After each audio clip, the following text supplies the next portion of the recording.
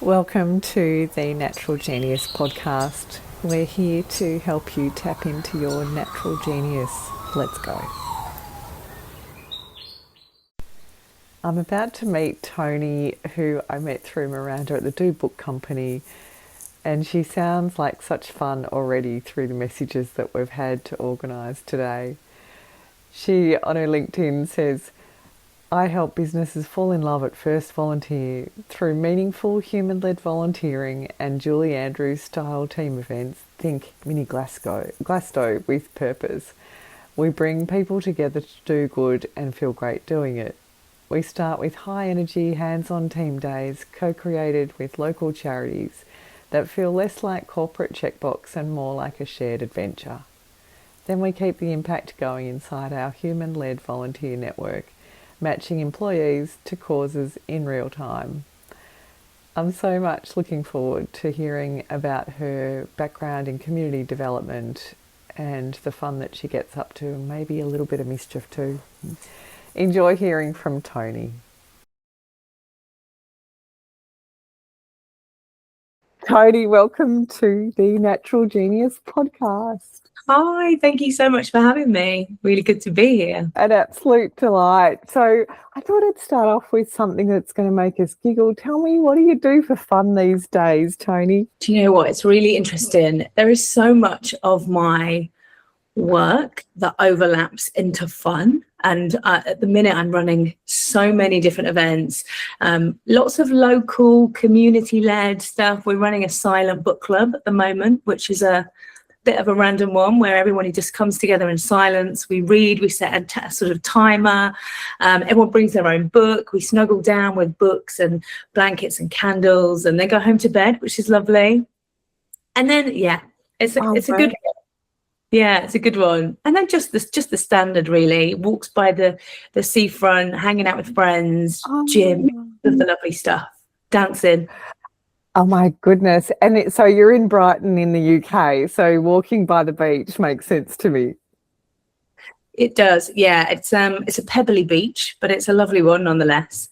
It's been a bit rainy at the moment, so we'll bring you back the sunshine, fingers crossed. It's peaceful. Oh, wow. And it's so fun to hear what you do. So maybe give me a bit of a spiel about the volunteering, the organisation that you run and that you founded, and tell me what drove it as well, because that gives good context to people. And then I want to come back to the silent book club. That sounds so fun. Yeah, sure. And it's an interesting one because I never actually set out to lead a volunteer community, a business. It's just kind of naturally progressed that way. And when I look back, I can see how it all fits. But yeah, so the Social Society is a volunteer and events community. Effectively, we're a little bit like the Bumble, Tinder or Hinge of charity matchmaking. So we find local people and individuals that want to give back, and we match them with local charities based on their skills, their passion projects, their hobbies. And then the overarching, we bring people together through events to reduce isolation, to bring people together to do good. And those events look like festival team days out in nature. They look like pop-up supper clubs, book clubs, the whole shebang. It's a beautiful combination. We smushed it together probably around nearly 8 years ago now. It's fun and fabulous. Wow, you've been running for 8 years.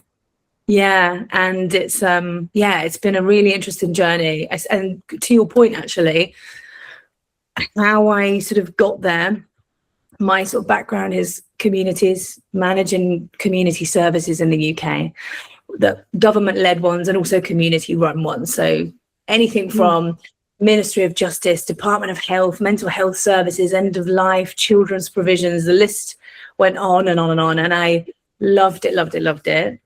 But over time, services in the UK were underfunded, and they would come to me and say, you're doing a really great job of managing mental health provisions in your area, but we need to take X amount of money away from you, and we need you to do 50% more of the work. And that's kind of common knowledge now, but back then it was a bit of a slog. And what happens is, not just in the UK, actually everywhere, it's local charities that kind of step up to plug those gaps that are in communities and say, well, we'll help, and it often comes from a place of caring and wanting to do good for those that need it most in our society. But, those charities often need the skills, the time and the expertise to sort of do what they do best. And so we set the social society up as a way of giving them those tools, really, so they could go forth and do their wonderful work.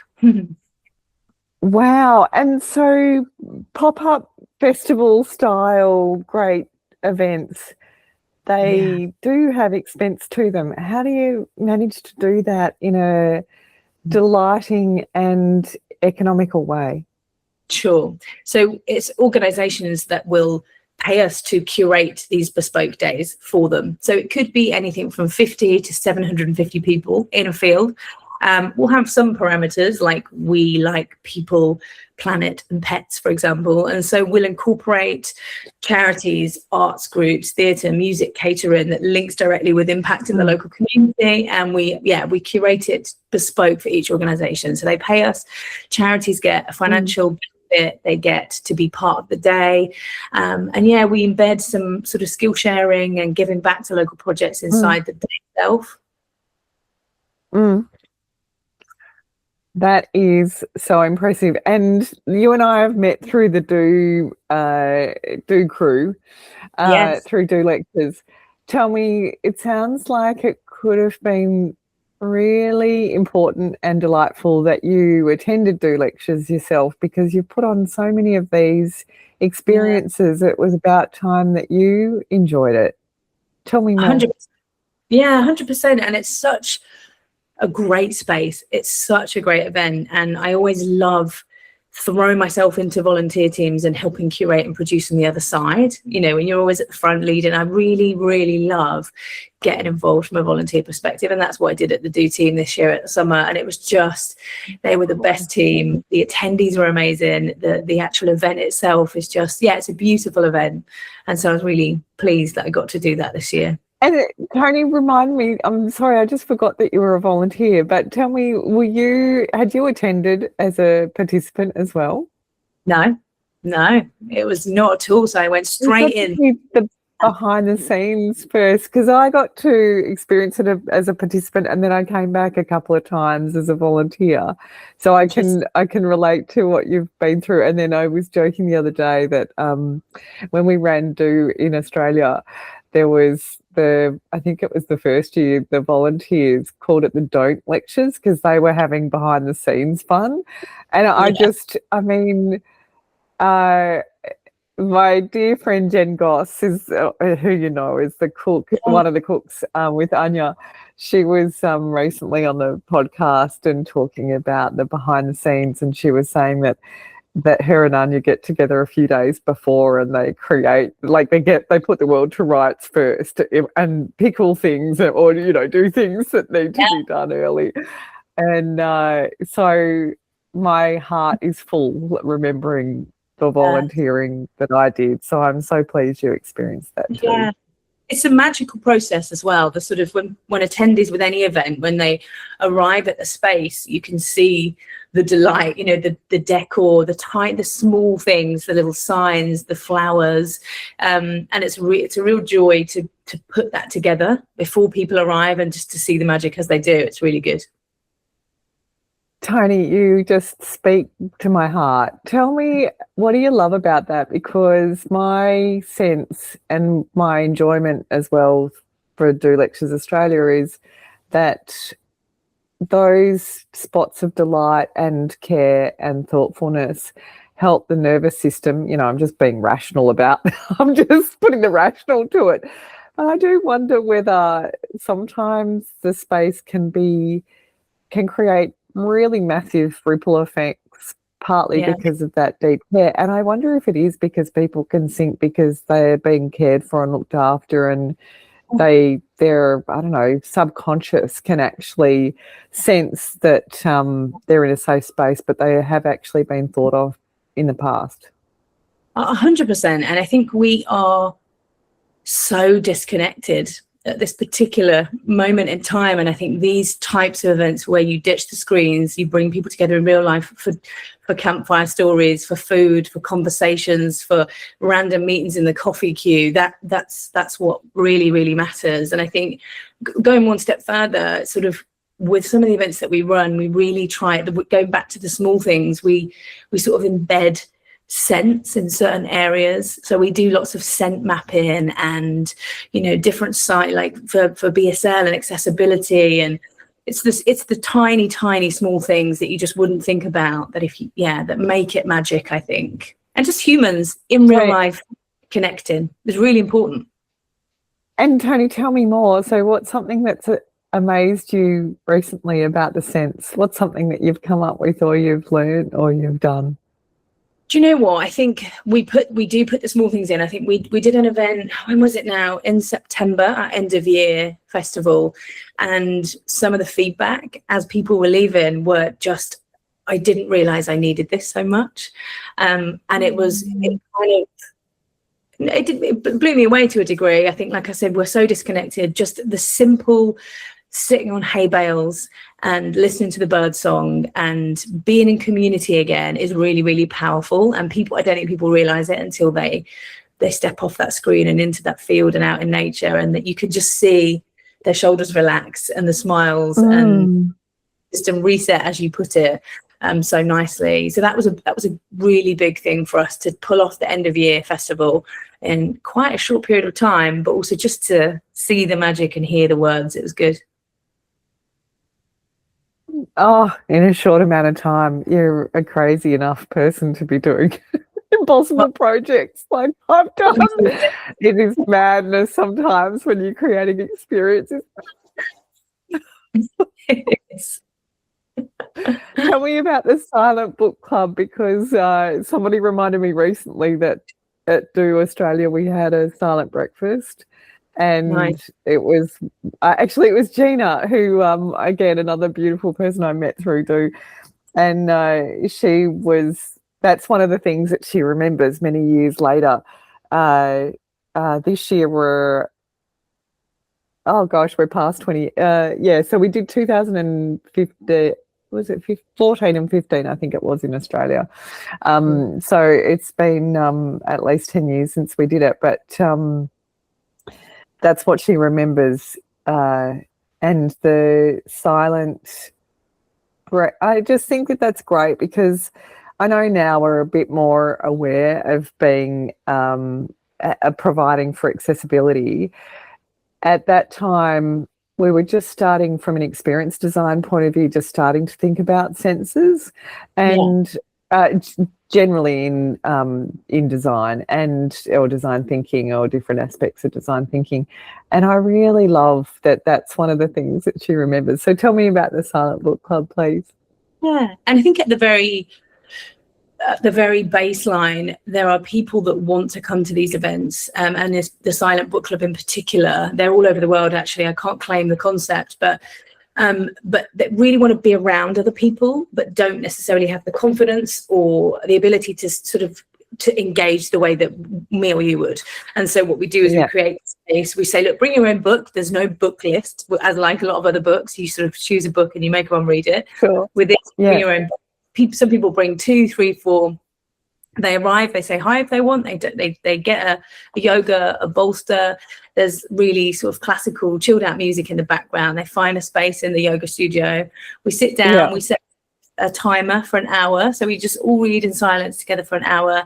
There's a mini break in the middle, and then we have half an hour before we all slink off to bed. Now, there's optional socializing at the end for those that want to hang out and talk to other people.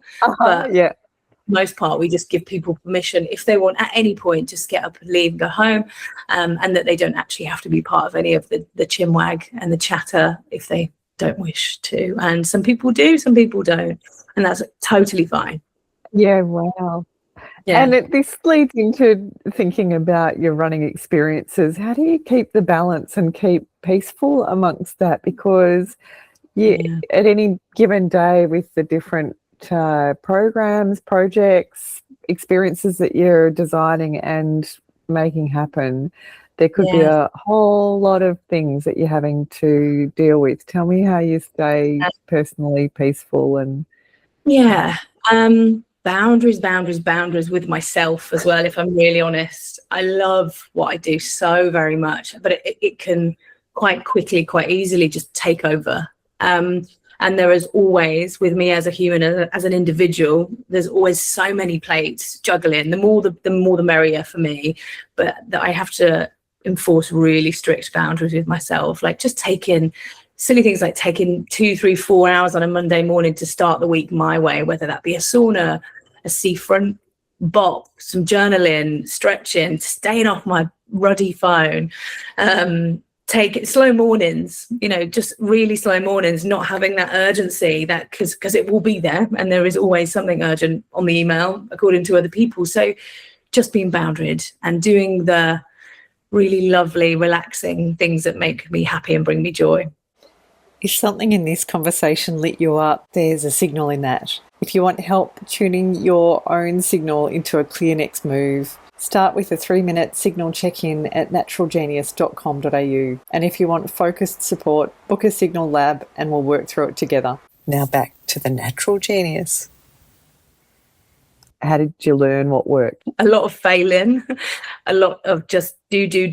And I wouldn't say burnt out, because I've never been in a position where I've been burnt out, but I've been close. And events and experiences, and just as a founder, you are everything, and it is very stressful at times. And there have been some kitchen floor weeping and wobbling.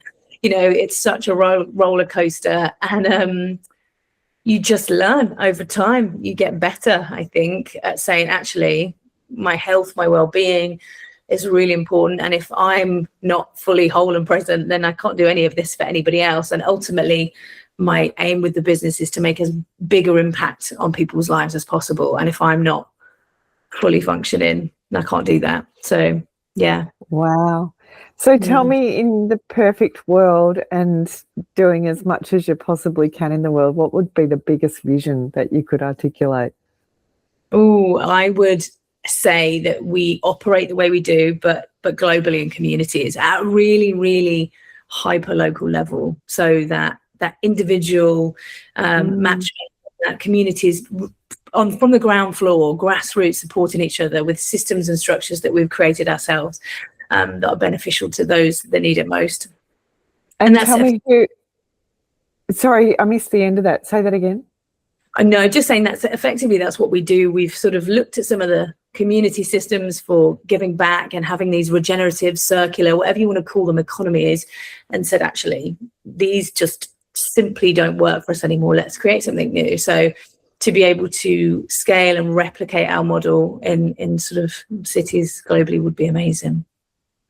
And who inspires you? Because Creative Mornings, what Tina created, comes to mind, and then Tom with Good for Nothing. Like, tell me who are you taking inspiration from? Do you know what? Living here, I wish I could say, oh, there's this like famous person, or there's this, one key person. But there are so many people in my life, in my close-knit circle of friends and people that I live in community with, that do on a regular basis, that are also in similar positions. And I constantly looking to others and learning and picking up new habits, I guess, and new fancy things that I can do to support myself, my nervous system, the people that we support. So I wouldn't say it's any one person. I think it's lots of people, mostly close friends. And tell me also, in terms of like the bigger vision, like what organisations have scaled well in community development that are hyper local that you can take inspiration for, or are you just feeling like you're creating from your own seed? I think there are lots of organisations, not necessarily ones that I can see that have done the events and the nature-based events and the volunteering together. There are lots of ones that stand alone as sort of separately here, but I feel we're in a bit of a new area, and we're creating as we go with that. But there are lots of organisations and inspirational organisations that have got very regenerative approaches, which I really love. Like, and I know Patagonia are always the ones that people go to, but it's because they've got it right. You know, that 10 years down the line, let's not think about us now. Let's look at intergenerational community business that supports and, you know, is actually sustainable, rather than build, scale, sell, build, scale, sell. And so that's the aim with this, is to longevity, slow and sustainable.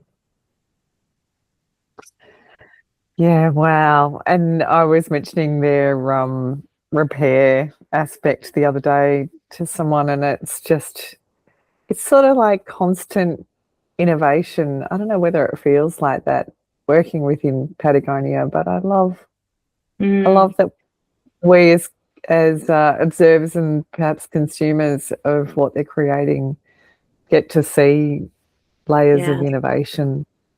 Sure, 100%. It's great. And I think you have to. I think you have to innovate and constantly adapt and change to move with the times, with where the world is going, with where we are as in community, as individuals, and for both people and planet. And I think it's good to see them and to see others stepping up and doing similar. So it's nice.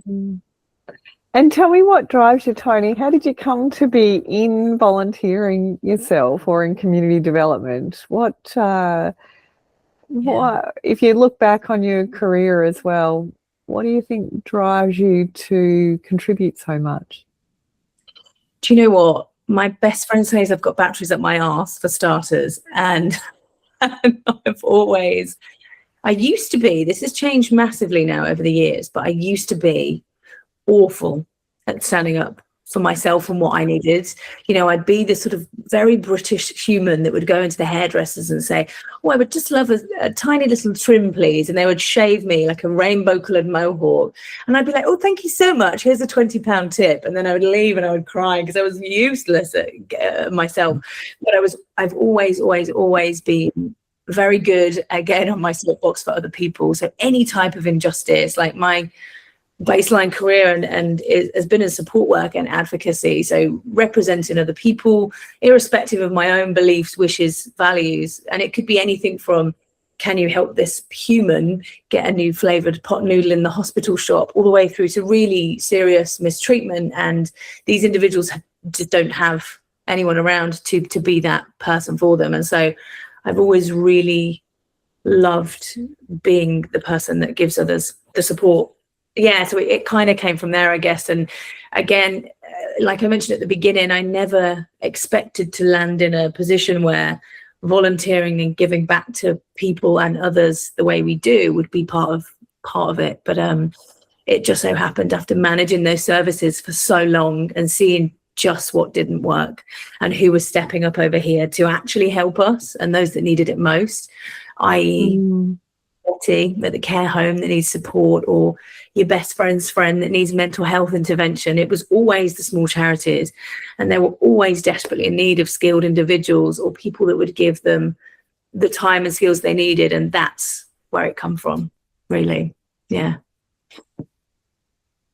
Oh, well played. It's so sweet to hear, Toni. I do love hearing origin stories or stories about what drives people. Yeah. And tell me about being in Brighton and what you enjoy about living in the UK at the moment, because we're so full of stories of concern these days. Give me some sweetness. Tell me about Brighton. Do you know what? I think I am in the best possible place. Brighton is very liberal. It's very open. It's very welcoming. It is very kind and connected. And do you know, when I moved here, it's probably about 15 years ago now, you get a feeling, you're like, this feels like home. These people feel like home. And I just felt great about living here. And it is a very difficult time at the moment. And at times, I guess we're in a little bit of a bubble down here in Brighton, but it's a really lovely bubble. And that's full of activists and great, wonderful humans that are always on their soapbox for other people and those that need it most. And I'm really happy living here and being a part of that. It's very fitting. Oh, I love hearing that. And what are you looking forward to in your upcoming travels to Australia? Oh, all of it. I have never been to Australia, so this is a first for me. And I'm only out there for 2 weeks, so I'm hoping to jam pack as much as I possibly can, meeting good humans, doing good things. We're out there running events with our partners, 1% for the Planet. So we're going to be running what we call a volunteer hackathon, where we tackle charities' biggest challenges head on with lots of Mm. attendees from the event. So that'll be fun. Looking forward to running one of those again. And just, yeah, meeting good humans, doing good things is on the top of my list. Oh, wow. And tell me about the volunteer hackathon. That sounds like it's you've done it many times before. I would love to hear more. Yeah, sure. I think it's embedded into our core model. What often happens with organizations, not necessarily individuals, but people guess. They think, oh, well, I'm going to give this time to a charity, or we're going to allocate 2 days a year, or we're going to run we're going to run a marathon for certain amount of people. And actually, sometimes it takes us to stepping back and saying, actually, what does the charity actually need? And I know that it sounds very common sense, but these hackathons are a way of bringing 4 or 5 or 6 charities into a room and saying, tell us your biggest challenge right now. And then for everybody in the room to just dive in and tackle those issues, give them tangible solutions, quick wins, long-term sort of strategy. And then once they've done that and they've got the value out of the day, which is quite often the case, we then bring them into our volunteer community and we continue to support them throughout the year. So it's just a really valuable way of listening to local needs in real time and responding to an issue rather than guessing when it comes to giving back. And so tell me, Toni, for people listening to this, what would be the great information that they can provide to you about either their company that would be interested or their charity that would be interested or them as an individual? How do they get in contact with you and what sort of information is useful? Yeah, sure. I think for businesses, like our website is www.socialsociety.org.uk. So for anyone interested, businesses in particular, I'm always really keen to hear what they do in terms of volunteering. It's quite often allocating 2, 3, 4 days a year, and their engagement can sometimes be low. So letting us know what it is that they need. Are they after a team day out in nature that brings social impact and doing good together at the heart? And for individuals that are struggling to find local charities that really want to give back, then I'm here for all of that, because that's exactly what we do. We handhold, we do the matchmaking, and we make it easy, effectively. So, yeah. Oh, I love that. Toni, I knew that this was going to be good fun. Thank you so much for your time. Is there anything else that you want to mention towards the end of this?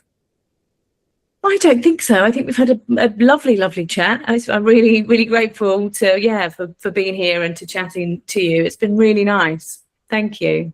It's so lovely. I don't always ask for kind of what's the call to action for people, for guests to mention, but what you do, it's so straightforward in terms of people being able to get on board and get involved. And so that's so lovely to hear. And I really do hope that both in Australia and as you scale into different geographies, that the flow is there for you, because I can understand, having done plenty of volunteering through my life and career, that we all get so much out of it. And to have people in businesses that have both the strategic and the tactical prowess, it's so fabulous that they can get on board to help out. Thank you. Appreciate that. Thank you. Yay, good team. Thanks, Toni. Hey, thank you. Thanks for listening to the Natural Genius podcast. Please share this with anyone who came to mind and visit us at naturalgenius.com.au. Thanks so much.